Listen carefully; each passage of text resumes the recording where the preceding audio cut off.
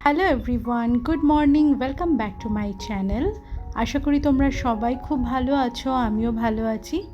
আমি রুমি, আমার নতুন একটা এনার্জেটিক ব্লগে তোমাদের সকলকে স্বাগত জানাই।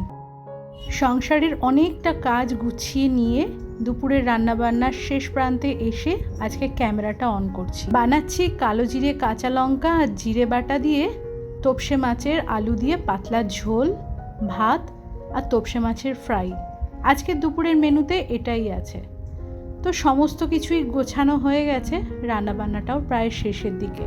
মাছের ঝোলটা একদিকে ফুটছে, আর ওই ভাতের পাতে খাওয়ার জন্য পাতিলেবু লাগবে, সেটাই কেটে জলে দিয়ে রেখে দেবো। জলের মধ্যে এরকমভাবে লেবু কেটে ফালি করে রেখে দিলে পরে অনেকটা কিন্তু রস বের হয়। সেটা শুধু পাতিলেবুর ক্ষেত্রে নয়, গন্ধরাজ, কাগজি, পাতিলেবু এরকমটা দুপুরে খাওয়ার বেশ কিছুক্ষণ আগে আমি কেটে নিয়ে বাটিতে করে জল দিয়ে জলে ডুবিয়ে রেখে দিই। আর এই যে মাছের ঝোল বানানো হয়ে গেছে। আর বানাবো তোপসে মাছের ফ্রাই। তবে মাছটা এখন ম্যারিনেট করে রেখে দিয়েছি। এই বোতল দুটো পরিষ্কার করে নিয়ে তারপরে ওই বেসনের গোলা করে তোপসে মাছের ফ্রাইটা হাফ ডান করে রেখে দেবো। ওদিকে ভাতের ফ্যানটাও গেলে ফেলেছি। আর এখানে দুটো বোতল রয়েছে, সেটাতে একটু সাবান জল দিয়ে ভিজিয়ে রেখেছিলাম। সেই ফাঁকেতে কিচেন টপ, গ্যাস ওভেন সবটা সুন্দর করে পরিষ্কার করে নিয়েছি। এবারে বোতলগুলোতে ব্রাশ দিয়ে ভালো করে ঘষে পরিষ্কার করে নিলাম। সবসময় যে আমি জলের বোতল হাতে পরিষ্কার করছি মেজে ঘষে তা নয়, ডিশওয়াশার খালি থাকলে সেখানেও দিয়ে দিই। গতকালকে প্রচণ্ড ঝড় বৃষ্টি হয়েছে। আজকের ওয়েদারটা বেশ সুন্দর। একটা যে গুমোট গরম ভাবটা ছিল সেটা কিন্তু আজকে একদমই ফিল করতে পারছি না। যাই হোক, বোতলগুলো বেশ সুন্দর করে ঘষে ঘষে পরিষ্কার করে নিলাম। আর বোতলের গাটা ওই স্কচ ব্রাইট দিয়ে সাবান দিয়ে ভালো করে ঘষে নিয়েছি। আর দেখো কি সুন্দর চকচক করছে। আমার আগের দিনের ব্লগে রনি জি কমেন্ট করেছিলে, যেমন তোমার কথা বলার ধরন তেমন তোমার ভাষা, তেমনি তোমার প্রোনাউন্সিয়েশন, এক কথায় নাইস প্রেজেন্টেশন। এই কমেন্টটা আমি পিন করে দেব। খুব ভালো লেগেছে আমার। অসংখ্য ধন্যবাদ বন্ধু এত সুন্দর একটা কমেন্ট করার জন্য। এটাই কিন্তু আমার সব থেকে বড় পাওয়া। এভাবেই আমার পাশে থেকো আর খুব ভালো থেকো। তোপসে মাছটা বেশ কিছুক্ষণ হয়ে গেছে ম্যারিনেট করা রয়েছে। এবারে এই বেসন আর চালের গুঁড়ো দিয়ে ভালো করে একটা ব্যাটার বানিয়ে নিলাম। এটাতে ডুবিয়ে হাফ ডান করে রেখে দেবো, যাতে দুপুরে খেতে বসার সময়তে গরম গরম ঝটপট করে ভেজে দিতে পারি। সোনাই সোনাই চ্যানেল থেকে কমেন্ট করা হয়েছে, কথাটা একদম সত্যি। ভিডিওটা খুব ভালো লাগলো, নাইস প্রেজেন্টেশন। থ্যাংক ইউ বন্ধু, অনেক ধন্যবাদ তোমাকে। সাবিনা কিচেন থেকে কমেন্ট করা হয়েছে, অপূর্ব সুন্দর, দারুণ হয়েছে, অসাধারণ। ধন্যবাদ বন্ধু আমার পাশে থাকার জন্য। অনেকটা ভালোবাসা রইল তোমার জন্য। টুম্পা ঘোষ কমেন্টের মাধ্যমে জানিয়েছো খুব ভালো হয়েছে ভিডিওটা, তোমার ভিডিও দেখতে খুব ভালো লাগে, তোমার কথাগুলো শুনতে খুব ভালো লাগে। অসংখ্য ধন্যবাদ বন্ধু, তোমাদের এই সুন্দর সুন্দর কমেন্টগুলোর জন্যই কিন্তু আমার ভিডিওটা করা। এগুলো আমাকে অনেকটা বেশি মোটিভেট করে নতুন ভিডিও বানাতে। রান্নাঘরের কাজকর্ম শেষ করে স্নানে চলে গিয়েছিলাম। এই দুপুরের খাবার আগে গরম গরম ভাজাগুলো ভেজে নিয়ে খাবারটা সার্ভ করছি। আবার দেখা হবে বিকালে। দুপুরে খাওয়া দাওয়ার পরে শুয়ে ঘুমিয়েই পড়েছিলাম। 3টে, 3:30 থেকে মুষলধারায় বৃষ্টি। এত প্রচণ্ড জোর বৃষ্টি হয়েছে, জানলার কাঁচগুলো বৃষ্টির জলের ঝাপটাতে ঝাপসা হয়ে গেছিল। এত জোর বৃষ্টি হচ্ছে যে বাইরে কিছু দেখাই যাচ্ছিল না। জানলার ওপরে যে গাছের টবগুলো থাকে পুরো জলে ভর্তি হয়ে গেছিল। বৃষ্টি থামার পরে টবগুলোকে কাত করে জলগুলোকে সব ফেলে দিলাম। আর এবারে এই ঘরের জানলা টানলাগুলো সমস্তটা বন্ধ করে দিয়েছি। ঘর দুটোকে একটু মুছে নিয়েছি। আজকে আর দুপুরে খাওয়া দাওয়ার পরে জামা কাপড়টা চেঞ্জ করিনি, সন্ধেটা মাম্মামি লাগিয়ে দিয়েছে। তাই ওই ছাদে কাচাকাচি হয়েছিল, জামা কাপড়গুলো নিয়ে এসে ভাঁজ করে এখন ঘরদোরগুলোকে একটু গুছিয়ে নিচ্ছি। রাত্রিবেলাতে আজকে রান্না আছে। দারুণ সুন্দর ওয়েদার, দুদিন ধরে বৃষ্টি হওয়াতে বেশ একটা ঠান্ডা ঠান্ডা ভাব। আর বৃষ্টির এরকম আমেজ থাকলে ভালো মন্দ খেতে কার না মন চায়। তাই রাত্রিবেলাতে আজকে হবে লুচি আর কাজু পনির। সেজন্য ঝটপট করে ঘরের কাজগুলোকে গুছিয়ে নিয়ে রান্নাঘরে যাব। যত তাড়াতাড়ি রান্নাঘরের কাজটা শেষ করব তত তাড়াতাড়ি ঘরে এসে বসে একটা সিরিজ বা একটা সিনেমা কিছু একটু দেখে নিজের সময়টা বেশ ভালো করে কাটাতে পারবো। এই সমস্ত কিছুর জন্যই কিন্তু নিজের সংসারের কাজগুলো যতটা তাড়াতাড়ি সম্ভব হয় আমি কমপ্লিট করার চেষ্টা করি, শুধুমাত্র নিজের জন্য সময় বাঁচাতে পারবো বলে। এই শত ব্যস্ততার যুগে প্রত্যেকটা মানুষই কিন্তু নিজের কাজে দৌড়চ্ছে, সবাই ব্যস্ত যে যার নিজের কাজে। তো আমি কি করব? বাবু নিজের কাজে ব্যস্ত, মাম্মাম নিজের পড়াশুনোতে ব্যস্ত, আমি কি গালে হাত দিয়ে ওদের জন্য অপেক্ষা করব? তাই কেন? আমারও তো সময়ের একটা দাম আছে। আমি নিজের সময়টা নিজের মনের মতো করে কাটাবো। এখানে কোথাও তো মনে হয় কোনো অন্যায় নেই। যাই হোক, রান্নাঘরে চলে এসেছি। ডিমের একটা ট্রে সকালবেলাতেই আনা হয়েছিল, ওই বেলার দিকে বাবু যখন দুপুরে খেতে এসেছিল তখন নিয়ে এসেছিল। সেই সময়টা তুলিনি, রেখে দিয়েছিলাম।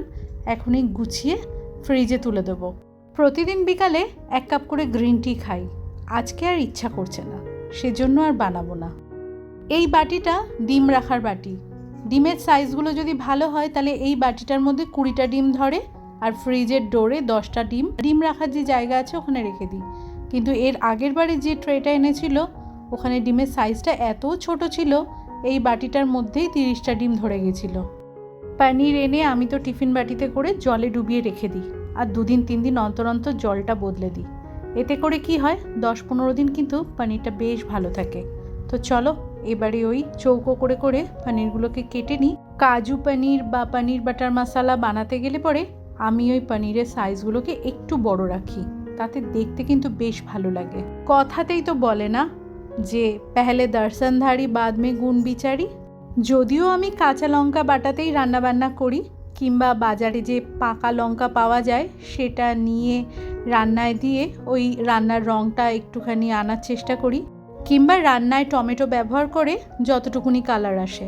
বিশেষ কিছু রান্নাবান্না ছাড়া আমি কখনো কাশ্মীরি লাল লঙ্কার গুঁড়ো বা শুকনো লঙ্কার গুঁড়ো রান্নাতে ব্যবহার করি না। তবু আমি শুনেছি যে রান্না করা খাবারে যদি রঙটা সুন্দর হয় আর সুন্দর গন্ধ বেরোয় তাতে নাকি অর্ধেকের বেশি পেট ভরে যায়। কি জানি, আমার এমন কোনো ফিলিংস নেই। আমি খেলে পরেই আমার পেটটা ভরে, ওরকম দেখে বা গন্ধ শুকে পেট ভরে না। অনেকের মুখেই এই কথাটা শুনেছি, তাই মনে হলো বললাম। এরই সাথে তোমরা যে সকল আমার নতুন বন্ধু আছো আর এই মুহূর্তে আমার এই ব্লগটি দেখছো, আমার ব্লগের কোথাও যদি তোমাদের কোনো কিছু ভালো লেগে থাকে তাহলে চ্যানেলটি সাবস্ক্রাইব করে তোমরা আমার পাশে থাকতে পারো। আর তোমরা যারা অলরেডি এই কাজটি করে ফেলেছো তোমাদের সকলকে জানাই অসংখ্য ধন্যবাদ। বাটা মশলার মধ্যে বেশ কিছুটা পরিমাণ কাজু বাদাম দিয়েছি রসুন, কাঁচা লঙ্কা, টমেটো আর একটুখানি আদা। রান্নাটা পুরো হবে মাখনের মধ্যে। মশলাটা পেস্ট করা হয়ে গেছে, এবারে ওই বাটারটা মেল্ট করে নিয়ে ওর মধ্যে ওই বাটা মশলাটা দিয়ে দিলাম। গ্যাসের ফ্লেমটাকে একদম কমিয়ে রেখে লো ফ্লেমে ধীরে ধীরে মশলাটাকে কষিয়ে নিতে হবে।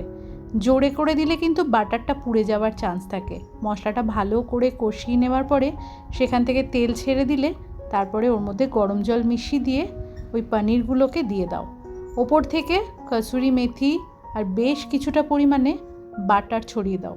সামান্য পরিমাণে একটুখানি মিষ্টিও দিতে হবে, তাতে কি হয় স্বাদটা কিন্তু বেশ সুন্দর হয়ে যায়।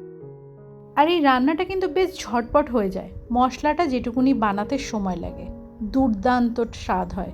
মাখনের একটা গন্ধ আর তার সাথে রসুনের একটা গন্ধ, রসুনের সাথে মাখনের একটা কম্বিনেশনটা কিন্তু দারুণ লাগে। তরকারিটা বসাবার আগেই ময়দাটা একপাশে মেখে ঢাকা দিয়ে রেখেছিলাম। আর এখন ওই রাত্রি 8:30 মতো বাজে। রাত্রিবেলার খাবারটা তো আমরা একটু তাড়াতাড়ি খাই। গরম গরম লুচি ভেজে নিয়ে খাবারটা সার্ভ করে নেব।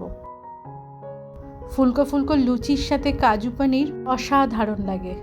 একসাথে 3 জনের ডিনারটা কমপ্লিট করে নেব। বাবু আর মামাম ঘরে ওয়েট করছে। আমি এই লুচিটা ভেজে ভেজে নিয়ে গিয়ে ওদেরকেও দেব, নিজেও খেয়ে নেব।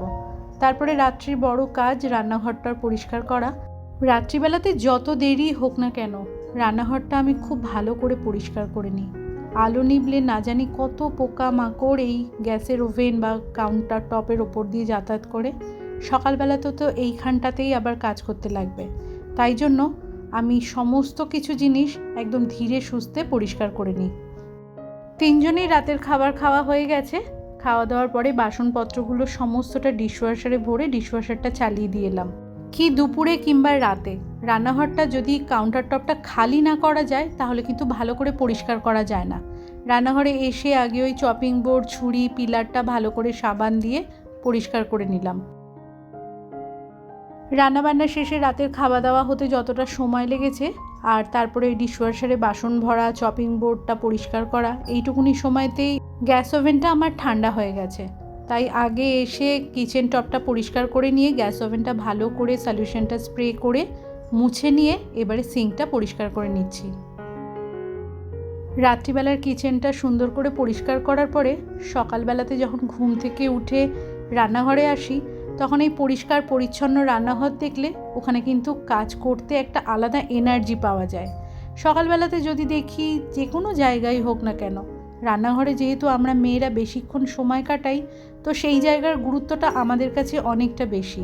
তো এই জায়গাটা যদি পরিষ্কার পরিচ্ছন্ন থাকে না, তাহলে ওই ঘুম থেকে উঠে এসে যেটুকুনি কাজই করি না কেন কাজে একটা মন বসে।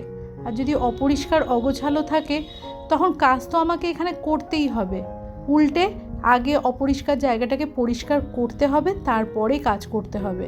ওই পরিষ্কার করতে করতে কিন্তু কাজের এনার্জিটা অর্ধেকের বেশি চলে যায়। তার জন্য রাত্রিবেলাতে যতই দেরি হোক না কেন আমি সুন্দর করে রান্নাঘর পরিষ্কার পরিচ্ছন্ন করে তারপরেই ঘুমাতে যাই। তো বন্ধুরা, আজকের মতো আমার কাজ কমপ্লিট। তো আজকের ব্লগটা এখানেই শেষ করছি। তোমরা ভালো থেকো, সুস্থ থেকো। দেখা হচ্ছে নেক্সট ব্লগে। ততক্ষণের জন্য টাটা, গুড নাইট।